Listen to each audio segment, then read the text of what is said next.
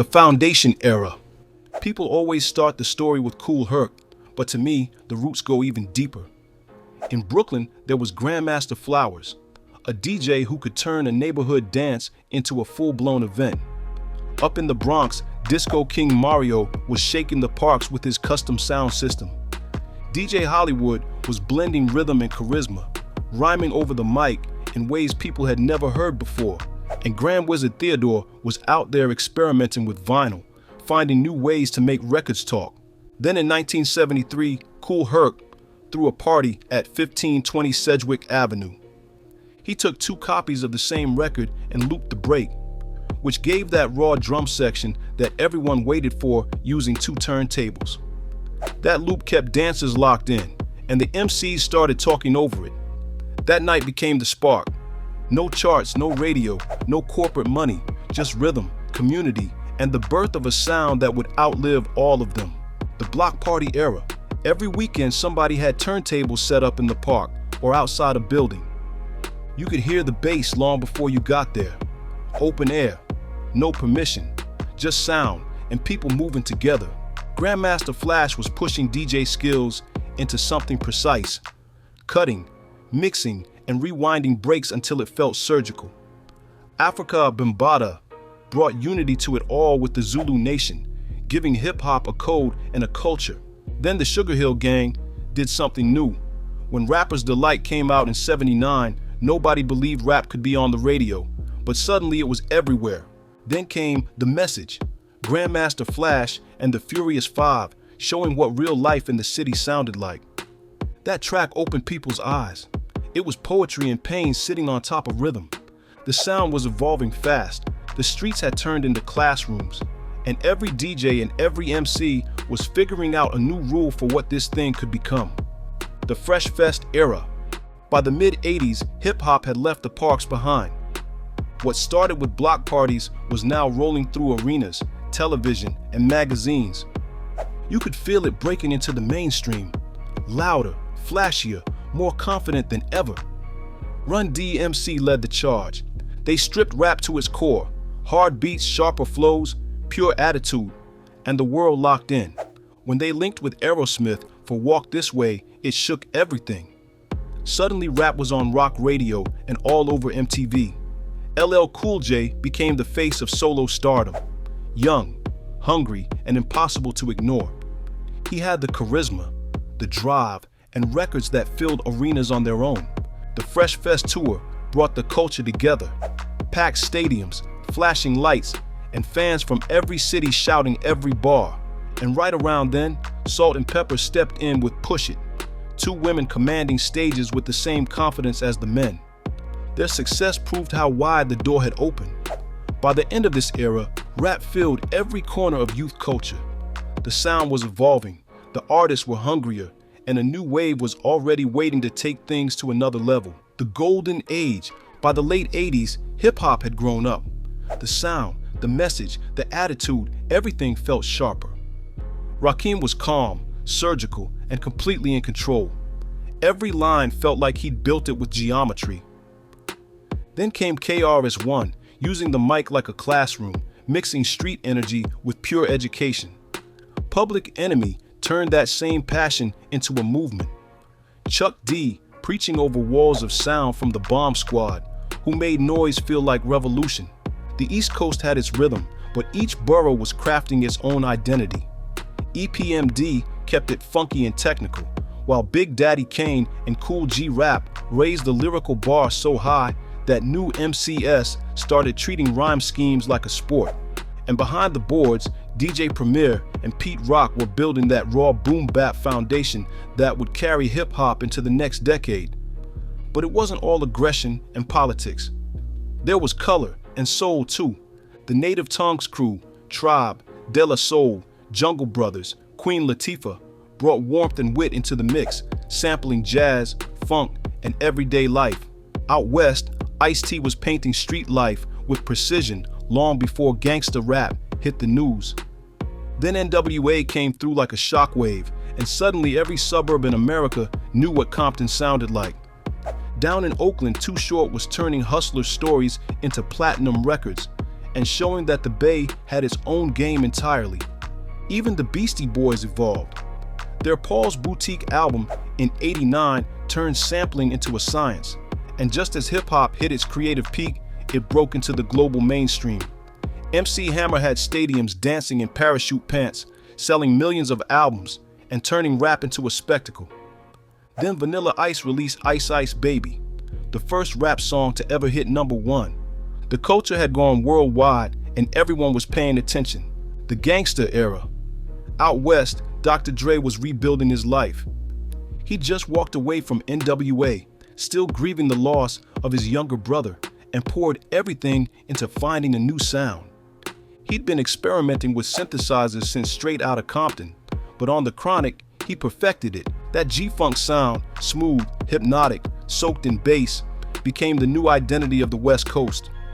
It would later shape pop culture itself, even showing up in the GTA San Andreas soundtrack. Dre's stepbrother Warren G soon brought him a demo from a young rapper named Snoop Dogg. Tall, laid back, and effortlessly cool. Dre listened once and knew. Snoop had something different. Together, they recorded The Chronic in 1992, a record that sold over 2 million copies in its first year and launched the careers of Daz Dillinger, Nate Dogg, Corrupt, and Warren G himself.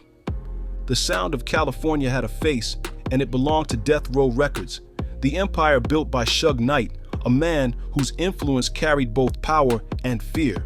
Ice Cube was still putting in work on his own terms. When he dropped War and Peace, you could tell he hadn't softened up. The Bay had its own soldiers. Spice One was talking straight from the struggle. No polish, just raw survival. Up in Sacramento, Brother Lynch Hung was taking it darker. Horrorcore before the term even stuck. The kind of verses that made you look over your shoulder after listening. Back east, the energy was different but just as powerful. Wu-Tang Clan had exploded with 36 Chambers, a storm of raw beats and unfiltered genius. Nas painted his neighborhood like a poet with Illmatic, and Mobb Deep followed with the infamous, giving that cold, paranoid edge to the New York sound. After Illmatic, Nas switched gears with It Was Written. Affirmative Action was the one that really stuck with me. Nas, AZ, Foxy Brown, and Cormega on the same record trading bars like a crew that had something to prove. Jay-Z was introducing a new kind of street hustle. When Reasonable Doubt dropped in '96, it sounded like a blueprint for how to move smart in a dirty world.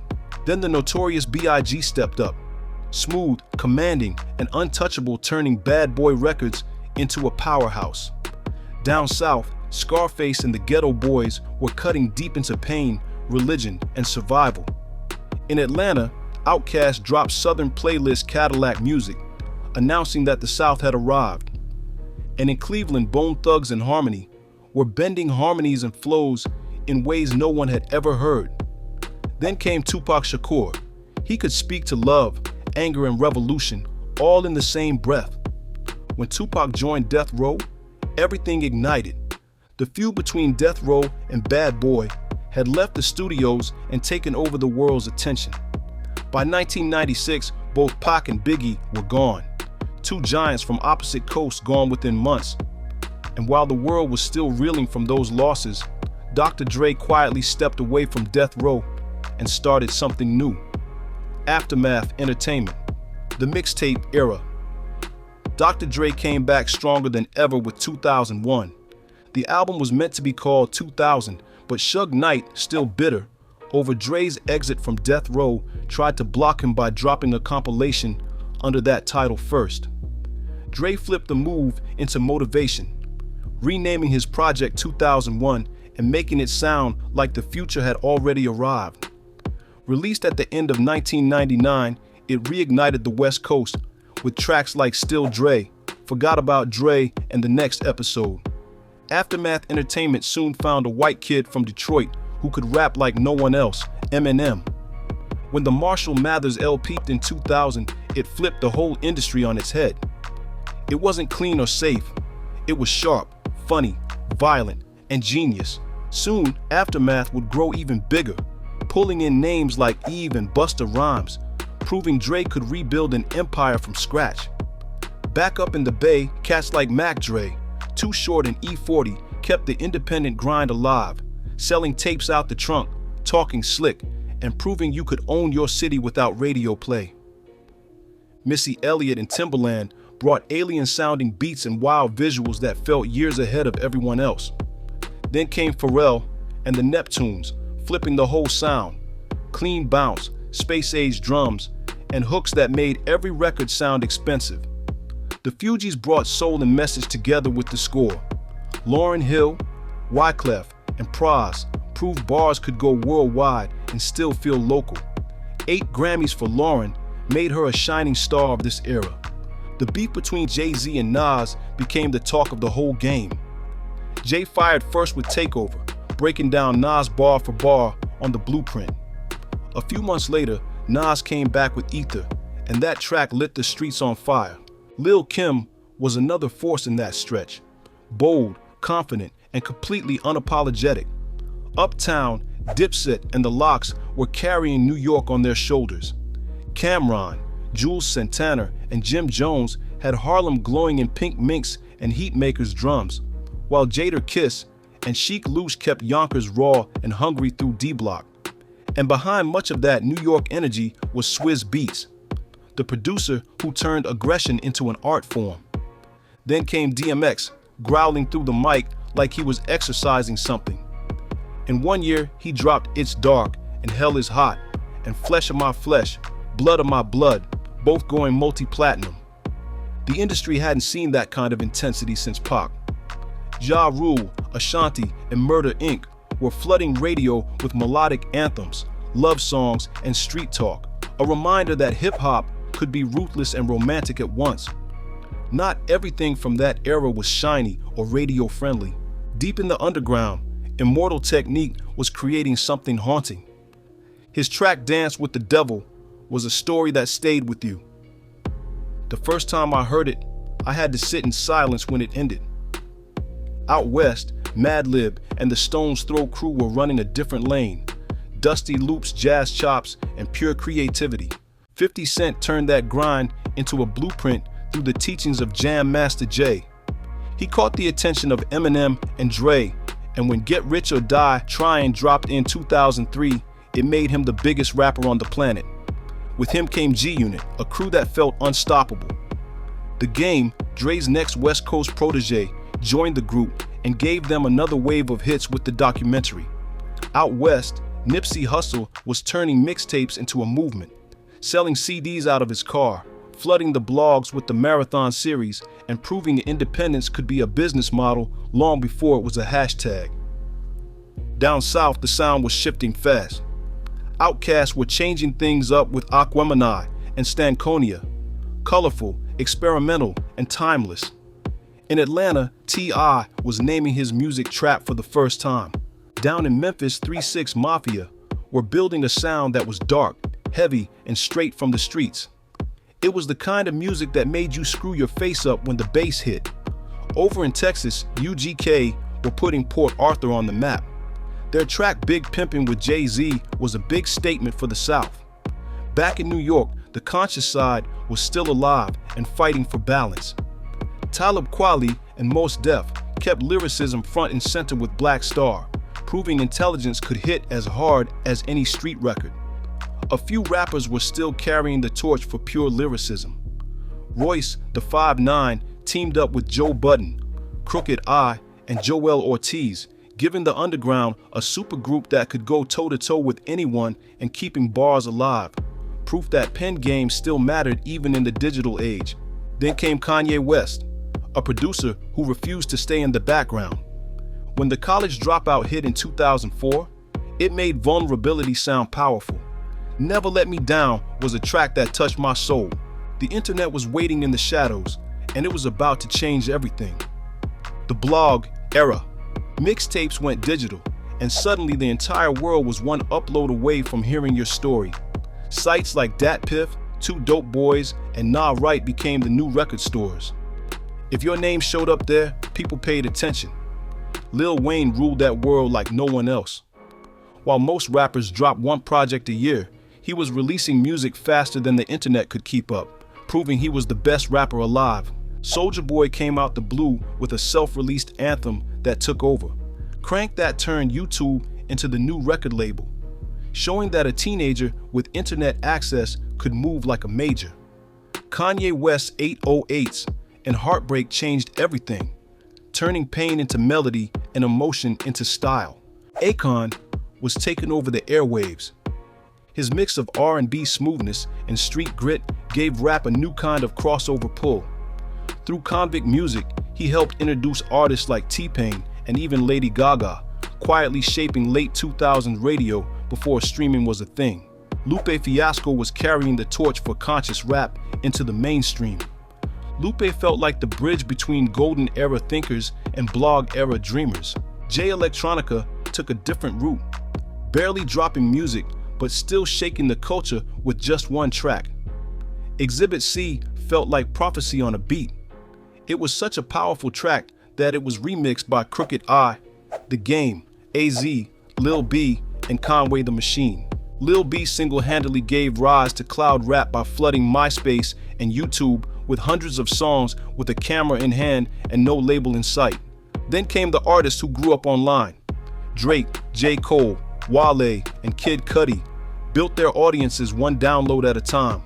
Cole brought introspection, Wale delivered poetry with punchlines, and Cudi made being alone sound universal.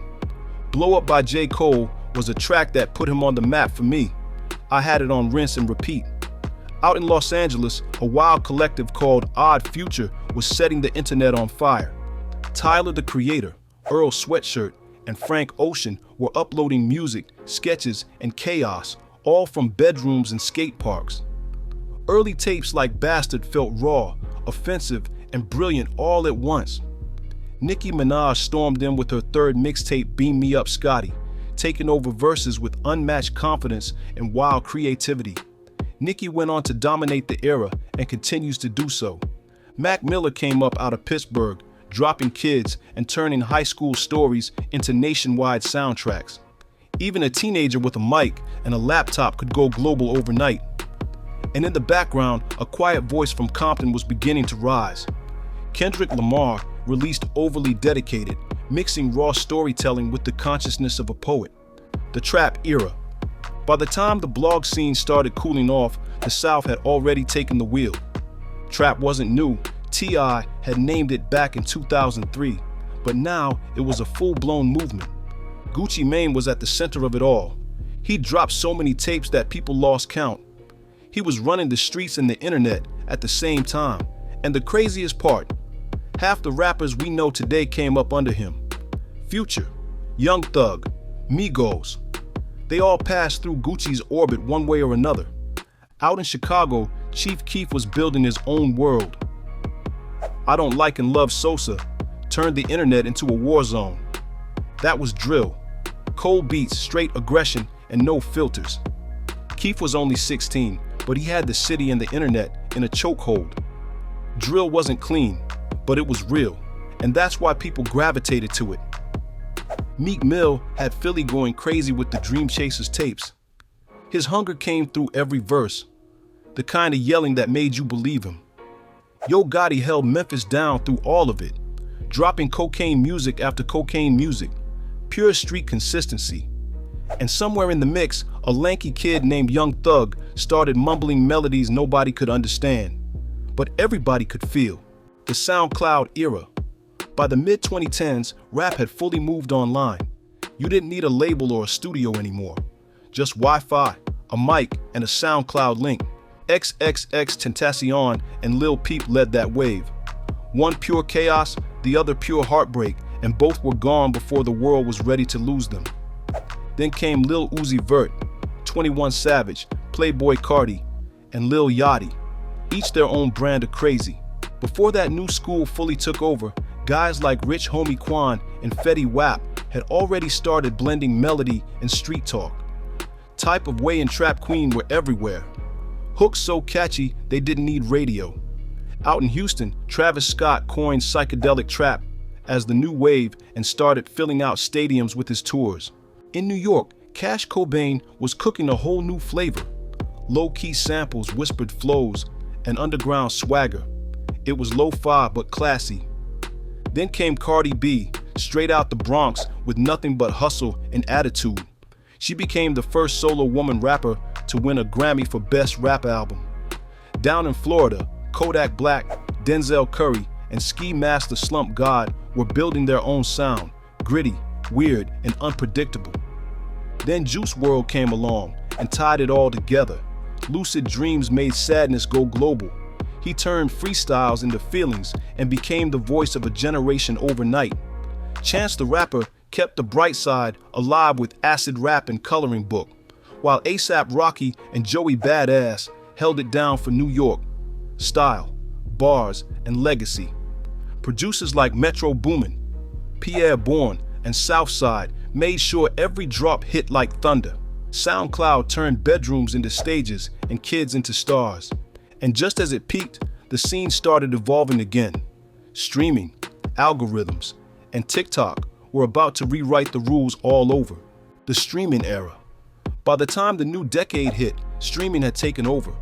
TikTok was breaking songs faster than radio ever could, and playlists replaced DJs. If your track hit the algorithm, you were in. Drake was still the standard. Every year he dropped something that ruled the charts. Travis Scott kept things cinematic. Astro World became more than an album. It was a whole brand, shows, sneakers, festivals. He turned rap into an experience. Lil Baby and Gunna ran Atlanta, like business partners. I'm not a fan of mumble rap, but these new age kids seem to love it.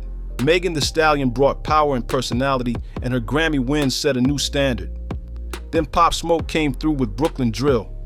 Welcome to the Party, and Dior made that UK-inspired sound mainstream. When he was killed in 2020, the city lost a leader, but the movement kept going through 5EO Foreign and Lil TJ.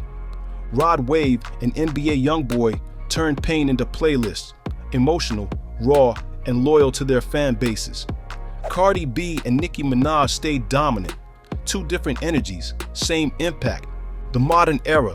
The industry doesn't move in eras anymore. It moves in moments.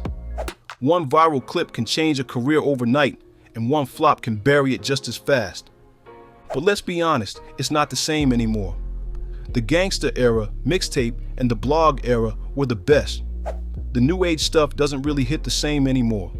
Drake is still making moves, but has lost a lot of credibility, and the industry collectively hates him. Kendrick buried him, but Drake is so far clear that his loyal fan base will keep him relevant for years to come. We've got trash like Ice Spice somehow making money from music. The greatest rapper alive got butt hurt by being shunned for the Super Bowl and lost credibility, and his Carter 6 flopped and proved he's no longer the GOAT. But it's not all doom and gloom. Other female rappers are holding their own. Lola Brooke, Lotto, Glorilla. They're confident, viral, and unapologetically themselves. And then there's Dax, the definition of independent hustle. He built everything from scratch, dropping videos straight to YouTube. Even the underground's booming again. Griselda brought back raw bars and street tapes, proving there's still room for grimy rap in the streaming world. And out of nowhere, indie collectives like Cash Cobain's Scene in New York are reinventing samples and flipping drill into something smoother. That's the crazy part. 50 years after it started in the Bronx, hip-hop isn't slowing down. It's just moving faster than anyone can keep up. I know y'all gonna have some opinions, and I've probably annoyed Gen Z with my take on the new eras, but let's be honest, music was better back then. It seems to have lost its soul these days. Hit that subscribe button to show some support. It'll mean the world to me, and let me know in the comments what you think. Peace out.